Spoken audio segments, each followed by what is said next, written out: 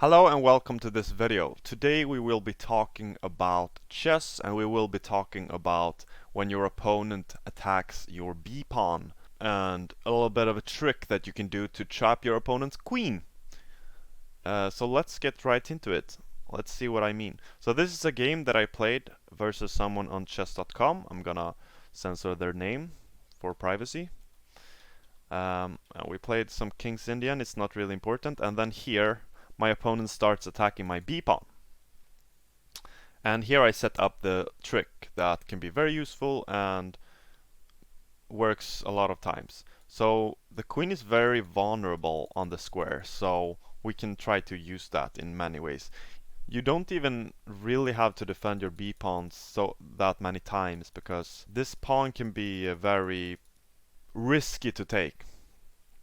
So what I do is I set up this trick. It's a famous trick, I think, that you play first like a3, and it is to cover this square, and your bishop covers this, and the idea is to set up so that all these squares will be taken, so that the queen cannot move. So he attacks my b-pawn, so I set it up with a3.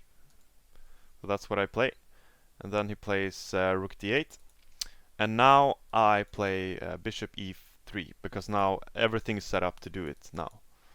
So I play bishop e3, and now my b-pawn is no longer defended, so he can just take it, which he does.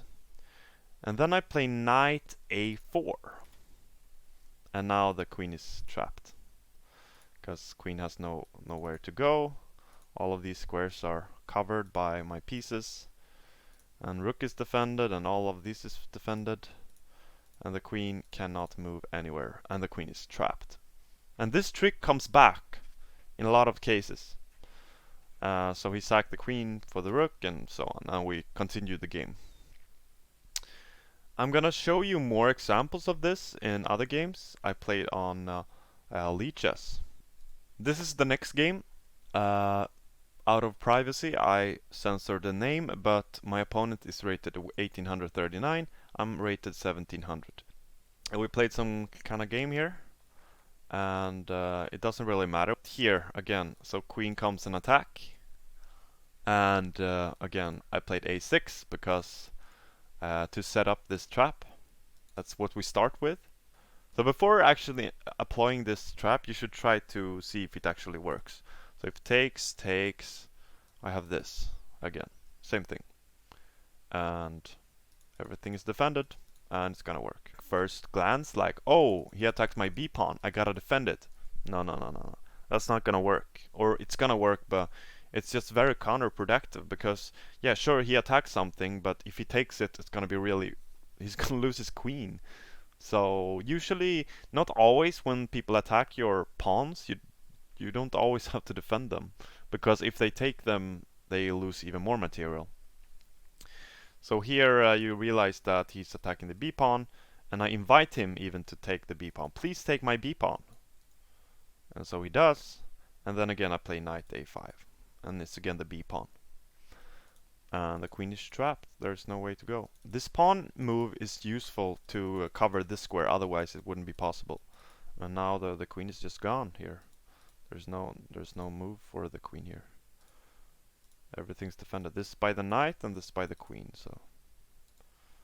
And he sacked it for the rook again, so. That's another example. The next example is this one.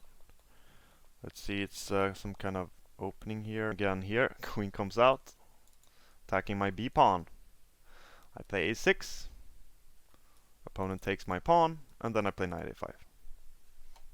Pretty simple trick, right? And he played some other moves there too, but he just lost his queen in the end. So yeah, that's basically the trick that I wanted to show you guys. I hope this was very helpful. Next video I will continue to talk about this concept about taking the b-pawn, because even if you don't win the queen, your opponent should probably reconsider taking your b-pawn, because usually, in my experience, you don't have to defend your b pawn when a queen is attacking it, because you get so much compensation in other ways, and we'll talk about that more in the next video. But thank you so much for watching this one, and I'll see you in the next one. Bye!